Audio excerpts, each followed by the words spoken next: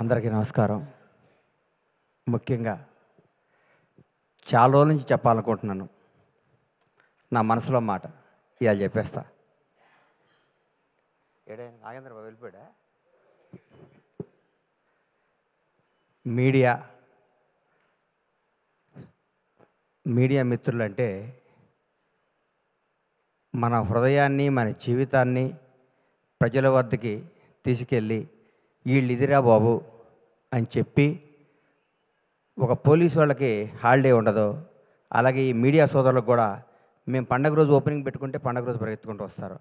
మా ఇంట్లో ఏ రోజు మంచి రోజు అయితే మీకు అదే రోజు మంచి రోజు అని కెమెరాలు వేసుకొని పెన్ వేసుకొని పరిగెత్తుకుంటూ వచ్చి మా న్యూస్ని కొన్ని కోట్ల మందికి చేరవేసే, మా ఒక మంచిని చెడుని అందరికీ చేరవేసే మీడియా సోదరులు అందరికీ నా హృదయపూర్వక పాదాభివందనాలు.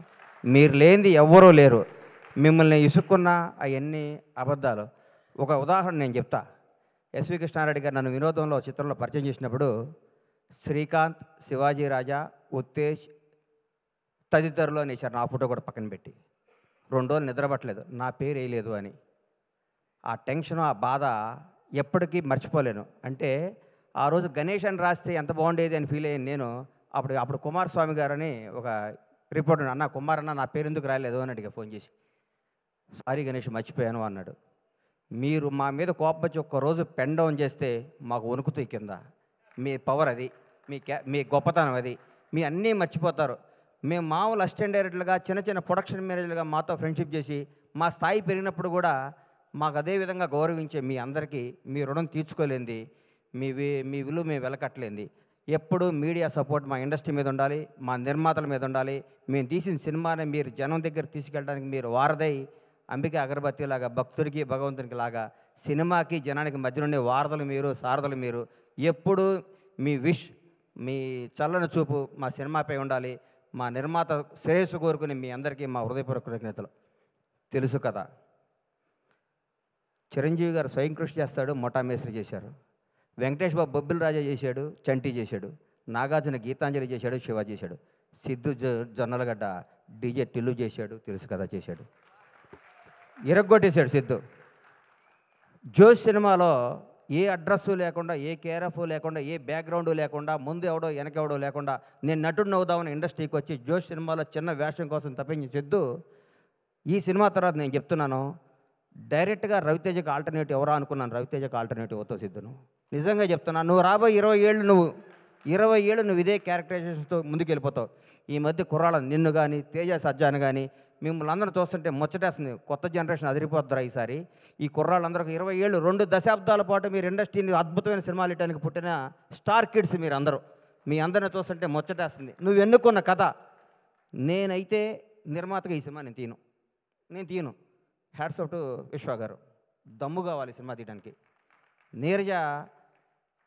నీరజ ఈ అమ్మాయి ఫస్ట్, ఎందుకంటే కోనాగారి చెల్లి అయితే నాకు చెల్లెలే. ఎందుకంటే నా భాషా సినిమాలో నా అమ్మాయి ఇండస్ట్రీకి రావడం జరిగింది. ఆ సినిమా నేను నిర్మాతని. ఆ సినిమా వస్తే కోనాగారిని అడిగా, ఏంటి కోనాగారు అంటే, మా చెల్లెలు అన్న అమెరికా నుంచి వచ్చింది.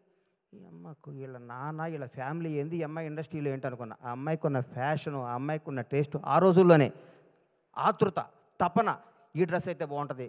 ఒక 10 రోజుల్లోనే కాజల్కి బెస్ట్ బడ్డీ అయిపోయింది.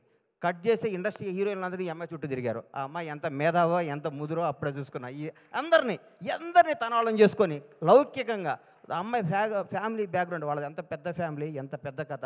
ఆ అమ్మాయి గోల్డ్ స్పూన్లో పుట్టి కూడా తన అందరిలో డౌన్ టు ఎర్త్ ఉండి, అందరినీ ఆలోచించుకుంటూ, అందరినీ కలుస్తూ, ఆప్యాయంగా ముందుకెళ్ళిపోతూ ఒక డైరెక్టర్ అవ్వటం అంటే మాటలు కాదు ఈ రోజుల్లో. హ్యాట్స్ ఆఫ్ నీరు. నిజంగా రియల్ నిన్ను చూస్తే చాలా గర్వపడ్డా. నేను నిజంగా చాలా గర్వపడ్డా. సిద్ధు జొన్నలగడ్డ గురించి చెప్తున్నా. సిద్ధు, నువ్వు రూల్ చేస్తావు ఇండస్ట్రీని. నిజంగా చెప్తున్నా. నువ్వు ఎన్నుకున్న డైలాగ్ డీజేటీలు, ఇప్పుడు కోనా గారు చెప్పారు కదా, నేను కూడా నువ్వు వన్ డే వండర్ అనుకున్నా. బై గాడ్ చెప్తున్నా. ఈ అబ్బాయి మామూలుగా ఆ సినిమా కొట్టాడురా, అన్నిటికీ ఏం తమాషానా, ఏం డాడీ అక్కడేళ్ళు ఇక్కడేళ్ళు అంటాడు, ఇది అయిపోద్దురా, ఇది బోరు కొట్టేస్తుంది అనుకున్నా. ఒక్కసారి ఒక ఫేస్ టర్న్ ఇచ్చావు కదా, ఈ కొత్త షేడ్ చూసావు కదా, నువ్వు యాక్టర్, నువ్వు real actor, great actor, wonderful actor. నీకు అద్భుతమైన ఫ్యూచర్ ఉంది సిద్ధు. నువ్వు చేసే ప్రతి నిర్ణయం, నువ్వు చేసే అన్నపూర్ణం సీన్ చాలండి ఈ సినిమాలో. ఇరగొట్టేసింది. కొన్ని టర్న్లు అవుతుంటే నాకు అర్థం కాలేదు. ఈ అమ్మ ఇదేంద్రా ఈ సినిమా ఏం చెప్దాం అనుకుంటున్నాడు ఈ సినిమాలో అనుకున్నాను. నాకు సినిమా తర్వాత ఇప్పుడు నేను వస్తుంటే నా వైఫ్ ఎక్కడికి వెళ్తున్నా ఉంది. తెలుసు కదా ఫంక్షన్కి వెళ్తున్నాను, రవి ఫోన్ చేశాడు వెళ్తానంటే ఏం సినిమా బావా, ఎంత మంచి సినిమా, ఈ మధ్యకాలంలో అట్లాంటి సినిమా చూడలేదు. నిజంగా యూనిట్ అందరికీ నా తరఫున కూడా అందరికీ కంగ్రాట్స్ చెప్పమని చెప్పింది. చూడన ప్రతి ఒక్కళ్ళకి చెప్తున్నా, లవ్ చేసుకునే ప్రతి ఒక్కళ్ళకి చెప్తున్నా, కొత్తగా పెళ్ళైన ప్రతి ఒక్కళ్ళకి చెప్తున్నా, ప్రతి ఒక్కళ్ళకి ఈ సినిమా తప్పకుండా చూడండి. ఇట్లాంటి సినిమా సూపర్ హిట్ చేయాలి. ఈ మధ్యకాలంలోనే వరుసగా మా విశ్వ గారు అమెరికా నుంచి టక్కేసుకొని వచ్చాడు, ఏం సినిమా తీస్తాడు అనుకున్న మా అందరికి కూడా వణుకు పుట్టిస్తున్న విశ్వ గారికి నిజంగా చెప్తున్నా, మిరాయ్ బ్లాక్ బాస్టర్.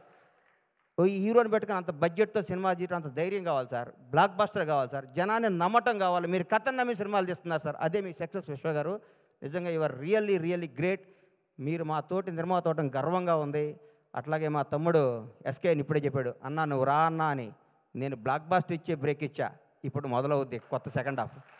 టెంపర్ లాంటి బ్లాక్ బాస్టర్ ఇచ్చి ఫ్లాప్తో నేను బ్రేక్ ఇలా బ్లాక్ బాస్టర్తో బ్రేక్ ఇచ్చా, ఇక మొదలవుద్ది సినిమా అని నేను చెప్తూ, మీ అందరికీ చెప్తూ, మీ ఆశీస్సులు కోరుకుంటూ, ఇంత సూపర్ హిట్ సినిమాలో యాక్ట్ చేసిన టీం అందరికీ, మన